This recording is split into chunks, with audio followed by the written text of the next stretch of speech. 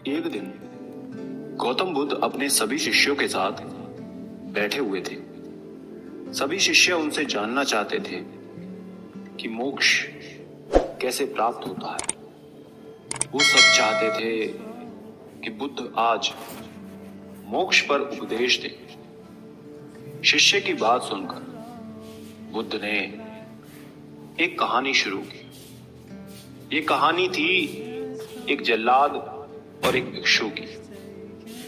अपने राज्य का जल्लाद, जिसने बहुत से गुनाहगारों को सजा दी थी, अपनी सेवा पूरी होने के बाद राज्य से बाहर एक कुटिया बनाकर अपना जीवन व्यतीत कर रहा था। उसे लगता था कि वो एक पापी है। उसने काफी लोगों की हत्या की है। उसका पश्चाताप करने के लिए क्या किया जाए? वो अपना सारा दिन इन्हीं ख्यालों में खोया रहता था। एक दिन वो रोज की तरह इन्हीं ख्यालों में खोया हुआ अपना खाना परोस रहा था। तभी दरवाजे से उसे एक आवाज सुनाई दी। उसने बाहर जाकर देखा तो एक भिक्षु खड़ा था।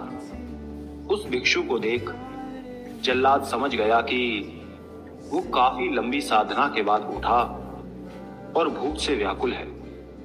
जल्लाद के मन में ये आया कि जिंदगी भर तो मैंने सिर्फ हत्या पाप ही किया। एक मौका मिला है पुण्य कमाने का, क्यों न उसे किया जाए।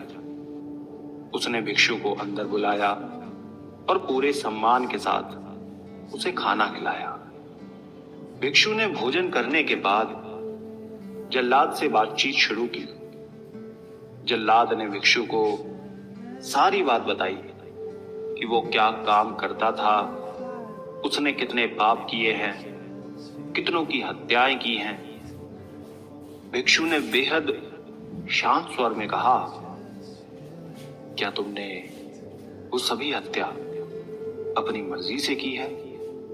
जल्लाद ने कहा, नहीं, मैं तो बस मेरे मालिक का हुक्म मान रहा था। मेरा कोई इरादा नहीं था उन्हें किसी भी तरह से सजा देने का। फिर भिक्षु ने कहा कि तो तुम गलत कैसे हुए? तुम तो बस अपने मालिक का हुक्म पूरा कर रहे थे, इसमें तुम्हारा क्या दोष? तब जल्लाद को एहसास हुआ कि उसने तो सिर्फ हुक्म पूरा किया है, उसमें उसकी कोई गलती नहीं है। भिक्षु द्वारा उपदेश को देने के बाद जल्लाद का मन बिल्कुल शांत हो गया और उसने भिक्षु की कही हर बात को गहनता से समझा और अपने जीवन में उतारने की कोशिश की। भिक्षु फिर वहां से विदा लेकर चले गए।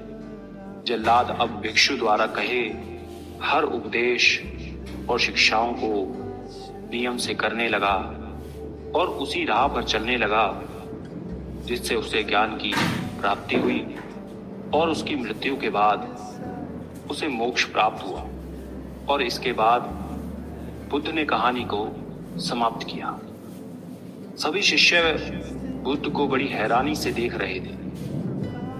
उन्हें कहानी समझ नहीं आ रही थी कि जिसने इतने लोगों की हत्या की है उसे मोक्ष कैसे मिल सकता है।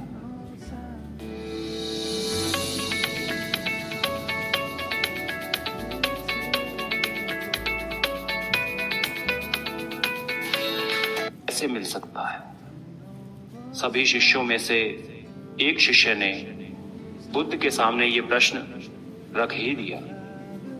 तब बुद्ध ने कहा कि भिक्षु के उपदेशों से जल्लाद को ज्ञान की प्राप्ति हुई थी।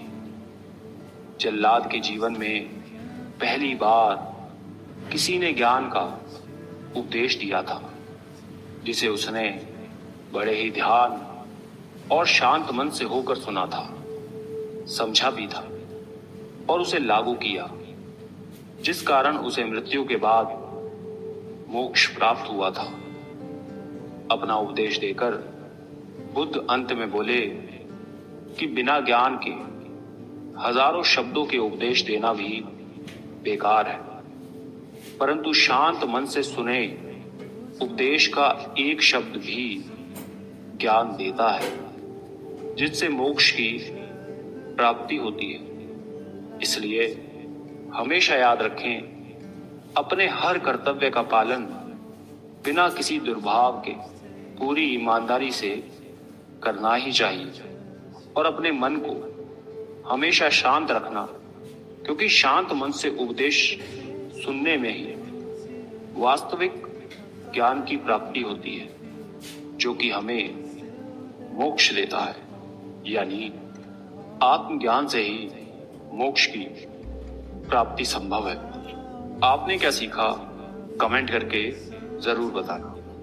धन्यवाद।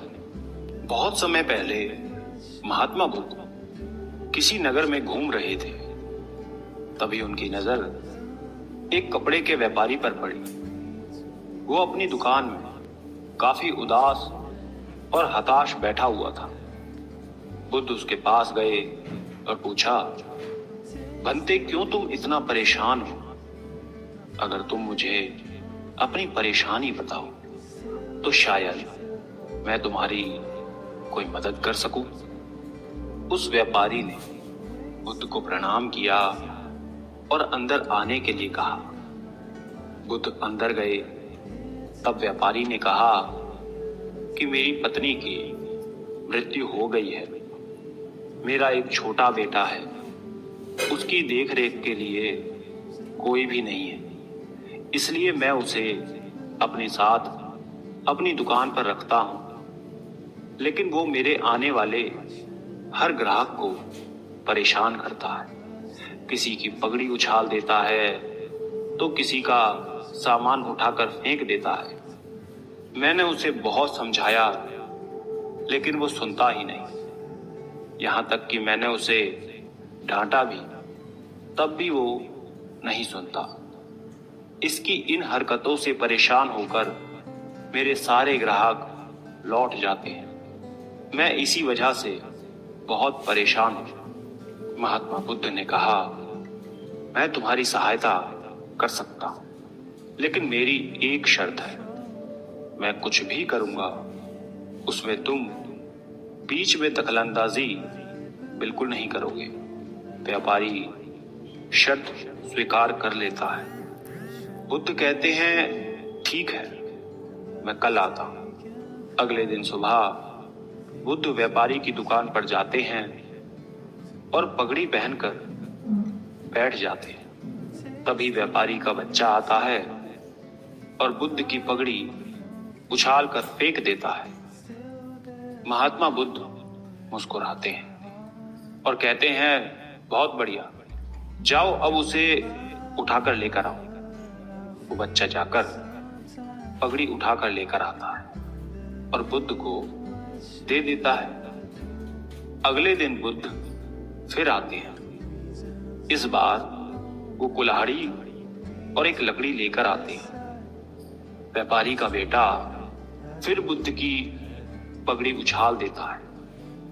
इस बार बुद्ध ने उस लड़के को कुल्हाड़ी और लकड़ी दे दी और कहा, जाओ इस लकड़ी को काटो।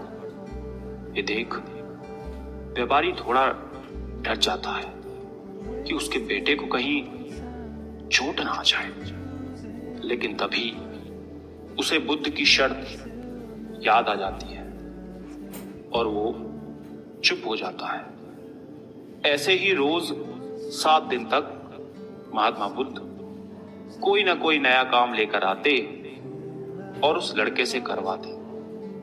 इन सब में जल्द ही वो लड़का भूल गया कि उसको किसी की पगड़ी उछालनी है और उसकी यह आदत छूट गई थी।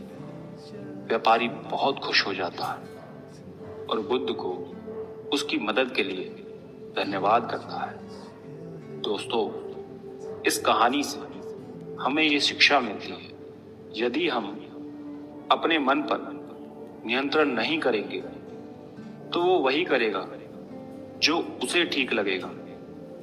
इसलिए हमारा खुद पर, अपने मन पर नियंत्रण होना चाहिए। आपका मन आपके वश में हो सकता है यदि आप उसे अपने अनुसार चलाएं।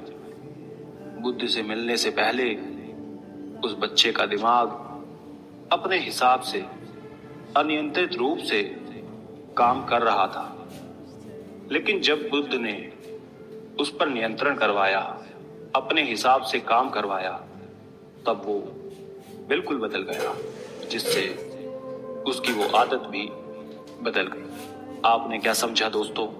कमेंट करके जरूर बताना। धन्यवाद। Subscribe now and press the bell icon. Never miss an update.